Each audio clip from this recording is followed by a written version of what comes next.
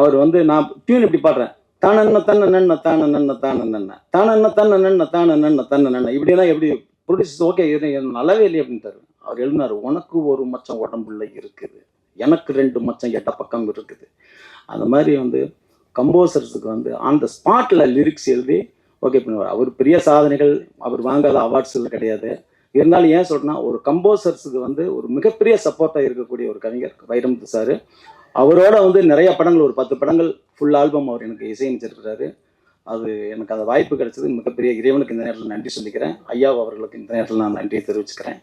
So சமீபத்தில் தான் வந்து இந்த படத்துக்கான இயக்குனர் மாதப்பன் வந்து முத்துக்குமாரோட வந்து என்கிட்ட ஒரு கதை சொன்ன, அப்படி அடுத்து நாங்கள் ஒரு காமெடி படம் பண்ணுறோம் சார், நீங்கள் தான் இசையமைக்கணும் அப்படின்னு சொல்லிட்டு வந்தார். அந்த கதை சொல்லும் போதே வந்து அவர் ஒரு நல்ல திறமைசாலி, ஒரு நல்ல டைரக்டரு. கண்டிப்பாக வந்து இந்த படிக்காத பக்கங்கள் படத்தை அவர் மிக சிறப்பாக இயக்கியிருப்பார்.